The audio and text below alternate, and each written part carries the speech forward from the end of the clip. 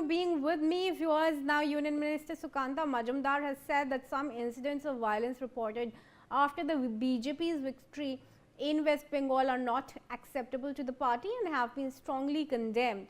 He urged party workers not to imitate the Trinamool Congress or engage in any activities like taking over or damaging party offices. He added that such actions would invite police action and the party would not support them. Majumdar further stressed the need to end the atmosphere of fear in the state and maintain law and order. Let's hear that statement first. देखिए, ज़्यादा तो घटनाएं घटी नहीं, लेकिन कुछ घटनाएं घटी है जो एक्सेप्टेड नहीं है। पार्टी इसको मतलब पूरी तरीके से निंदा करती है और मैं आपके थ्रू से अपने कार्यकर्ताओं को स्पष्ट रूप से बोलना चाहता हूं कि हम टीएमसी जैसा नहीं बन सकते। टीएमसी को नहीं चाहिए, इसीलिए जनता ने बीजेपी को चुना है।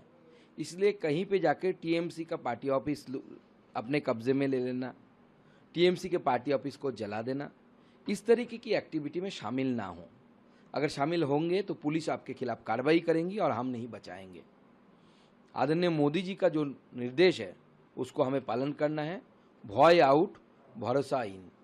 भय का वातावरण समाप्त करना है, राजनीति से हिंसा को समाप्त करना है। इतनी बड़ी प्रचंड जीत मिली है, जनता ने हमें दो हाथ उठाकर आशीर्वाद किया है, दोनों हाथों से आशीर्वाद किया है। इसको हम इस तरीके से जाया नहीं करने देंगे। इसलिए मैं कार्यकर्ताओं से अनुरोध कर रहा हूं कि देखिए, अगर हम टीएमसी बन जाएंगे तो जनता हमें क्यों वोट देगी। हमें टीएमसी बनना नहीं है। रावण रावण बने रहे, हम तो राम की पार्टी है, हमें राम ही बने रहना है। Rainek, a very important statement there from the Union Minister, who is not accepting any kind of violence, and has also issued a strong word to own cadres not to engage in such violence, else police action will follow. Mamata Banerjee had also come out and said that there was violence against her party. How are these miscreants being treated as of now? Have they been picked up by the police already? What is happening to them? लेकिन देखिए, BJP की तरफ से एक तो स्पष्ट किया गया है कि बीजेपी सरकार में आने के बाद बीजेपी नहीं चाहता है कि किसी भी तरीके का वायलेंस पश्चिम बंगाल में हो, और वायलेंस रोकने के लिए बीजेपी किसी हद तक जा सकता है। सुकांत मजुमदार की तरफ से भी स्पष्ट कहा गया है कि तृणमूल कांग्रेस का जैसे बीजेपी का कार्यकर्ता का हरकत नहीं रहेगा। बीजेपी कार्यकर्ता किसी के ऊपर हमला नहीं करेगा। बीजेपी कार्यकर्ता की तरफ से जो घटना घटाया गया है वो घटना का निंदा करते हैं, और उनकी तरफ से ये भी कहा गया है कि वो अपील करते हैं सब कार्यकर्ता से कि कोई भी तृणमूल कांग्रेस का कार्यकर्ता जैसे बर्ताव ना करे।